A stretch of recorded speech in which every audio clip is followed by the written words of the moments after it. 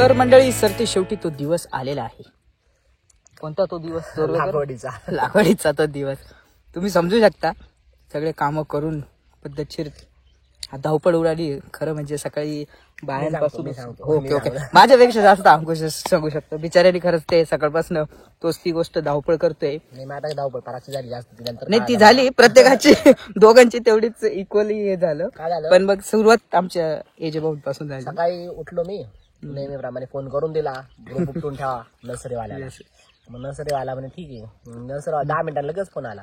भाऊ म्हणे बाया नाही म्हणताय म्हणे आज यायला.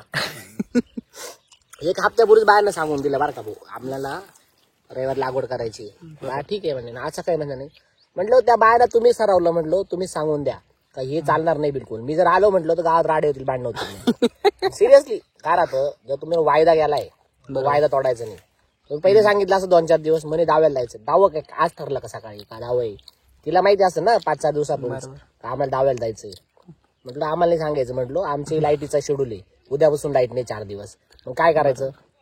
मग परत पुढं उत्पादन पण आपलं 5-6 दिवस लेट निघल. लावण लेट म्हणजे तर आणि मग पुढे पाऊस पडल फवारण्या वाढतील भाव पडल सडल किती अवघड काम आहे. मग मी बायांसंग डोकं लावलं.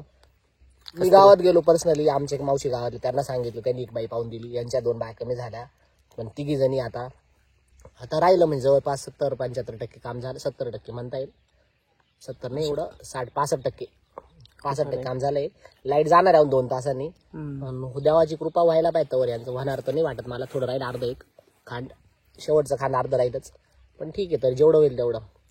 मग तिरून धावपळ करत गाडी आणायला गेलो. गाडीवाल्याचं असं कळालं का गाडी त्याला पण रोपायचंय. त्याला म्हटलं आलो. गाडीवाला आपला अर्जे भाऊ थँक्स राहुल भाऊ.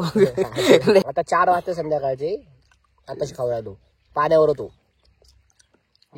मग पाण्याची पण चांगली तारांबळ उडाली. चांगले बारे फुटत होते. इकडून तिकडून कुठून पळतोय ते माझं मला पण समजत होतं. काही इकडं पटलं काही असंच होतं. असा खेळ झाला पण केलं मॅनेज. महत्वाचं गोष्ट ही का मॅनेज केलं सगळ्या गोष्टी. आणि बाया कुठं खोळंबूळ नाही दिल्या तर थांबून राहिल्या कोणाला बसून नाही दिलं. भले माझी थोडी तारांबळ उडाली परंतु कार्य करतच राहिलो आम्ही अशा प्रकारे. असं आहे सर ते चाललाय. हा दिवस संपलाय. कितवा दिवस? भाजी नाही खायला टाळली त्याच्यात काय सांगायचं. भाजी दिवस हा दिवस आहे आपला 30वा दिवस आहे. तर ही जर्नी अशीच तुम्ही पाहत राहा पुढे आणि थोडा आनंद घ्या. आता काही क्लिप्सचा तुम्ही लागवडीचा. भेटूया.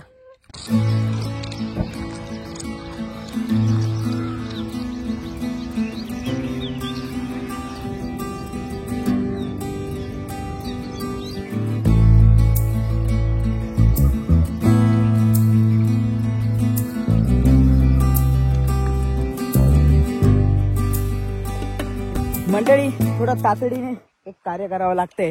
आमचे रोपं उरताय त्याच्यामुळे त्वरित डिसिजन घेतला. वरच्या वावरात थोडंसं आम्ही ॲडजस्टमेंट केली इकडं आणि जेवढे पण उरतील जे रोपं ते लावण्याचा इथं प्रयत्न असणार आहे. थोडे बहुत तर ते उरणारच आहे. इकडे तिकडे देण्यापेक्षा तर आपल्याकडे आहे वावर पडलेलं तर आपण त्यात त्वरित डिसिजन घेऊन ट्रॅक्टर वगैरे आणून सऱ्या वगैरे पाडून जो खाली आपण जे कार्य केले ते कार्य करता करता आपल्याला इकडे वरती एक्सपिरियन्स आला. त्या डिसिजन घेतला लगेच ताबडतोब आणि लगेच कार्य कंप्लीट करून लगेच वाफे बांधायला घेतलेले आपले जे भाऊनी आणि तुमच्या डायरेक्टर पर्याने. तर असंच संकटांवर मात करत करत ही जर्नी तुम्ही अशीच पाहत राहा.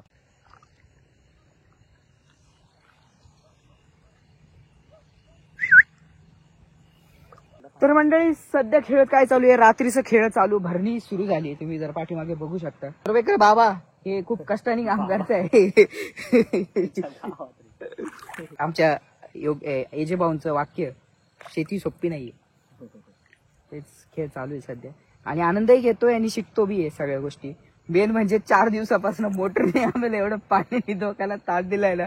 ही मोटर 5 तासाचं आम्ही 5 दिवसापासून खेळ चाललाय. आज ही नदीची मोटर चालू झाली की विहिरीची मोटर खराब होती. विहिरीची चालू झाली का नदीचा. हा खेळ चालू आहे 4 दिवसापासून आणि तरी सगळ्या गोष्टींना मात देऊन रोप आपण जवळपास आपल्याला सगळं पाणी भरून झालंय. आता अजून 1 दिवसाचा गॅप देऊन पुढच्या वेळेला बघू आणि तुम्हाला आपल्या रोपची अपडेट देऊच. कसे झाले जगले की नाही कुठं गेले काय ते सगळ्या गोष्टी आता तुम्हाला मरून तर नाही जाणार पण मग जसं काही जे असेल ते आता त्याचे अपडेट्स तुम्हाला नेक्स्ट म्हणजे आमच्यासाठी नेक्स्ट दिवस असेल तुमच्यासाठी नेक्स्ट फ्रेम असणार ती तर असंच बनून राहा या आपल्या ब्रोकलीच्या जर्नीमध्ये.